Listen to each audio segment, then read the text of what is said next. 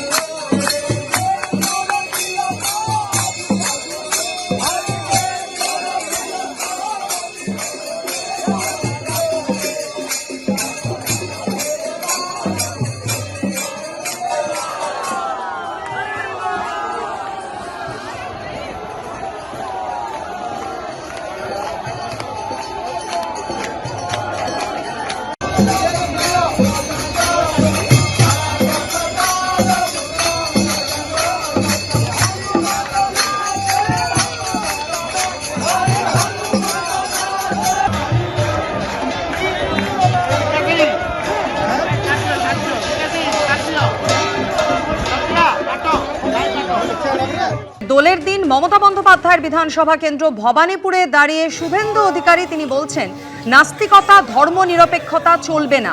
এই দেশের নাম হিন্দুস্তান, এখানে হিন্দুদের রাজত্ব চলবে। কি বলেছেন শুভেন্দু অধিকারী, শোনাবো। নাস্তিকতা আর সেকুলারিজমকে নিপাত দিতে হবে। ওসব ধর্ম নিরপেক্ষতা চলবে না। এই দেশের নাম হিন্দুস্তান, এখানে হিন্দুরা রাজত্ব করবে। আর অন্যদিকে শ্রী চৈতন্যদেবের আবির্ভাব দিবসে এক্স হ্যান্ডেলে আজই ধর্মনিরপেক্ষতার বার্তা দিয়েছেন মুখ্যমন্ত্রী মমতা বন্দ্যোপাধ্যায়। পোস্টে মুখ্যমন্ত্রী লিখেছেন, আজকের এই বিশেষ দিনে আমাদের শপথ নিতে হবে। চৈতন্যদেবের বাংলার ধর্মনিরপেক্ষতার, সহিষ্ণুতার ঐতিহ্যের গায়ে দাগ লাগতে দেব না। এক্স হ্যান্ডেল পোস্টে করা বার্তা মুখ্যমন্ত্রী মমতা বন্দ্যোপাধ্যায়।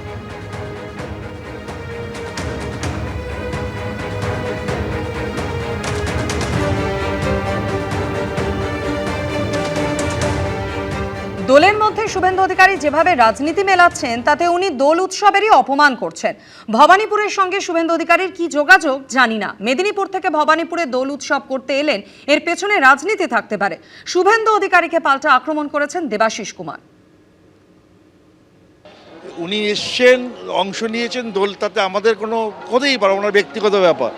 কিন্তু দোলের মধ্যে যেভাবে রাজনীতি করার চেষ্টা করছেন, আমার মনে হয় দোল উৎসবটাকে অপমান করা হচ্ছে। আমি দোলের তো শুভেচ্ছা পাঠাতে প্রতি বছরই পাঠাই, এবারেও পাঠিয়েছি। এখন তার কিন্তু উনি ভবানীপুরের সঙ্গে ওনার কি যোগাযোগ আমি জানি না। হঠাৎ দোল উৎসব উনি সুদূর মেদিনীপুর থেকে ভবানীপুরে চলে গেলেন, এটা আমার কাছে একটু মনে হয় এর পেছনে রাজনীতি থাকলেও থাকতে পারে আর কি। যেহেতু মুখ্যমন্ত্রীর কেন্দ্র, তাই উনি ভাবছেন যে এখানে উনি এলে বোধহয় কোনো রকম তার প্রভাব হতে পারে। এবিপি আনন্দ, এগিয়ে থাকে, এগিয়ে রাখে।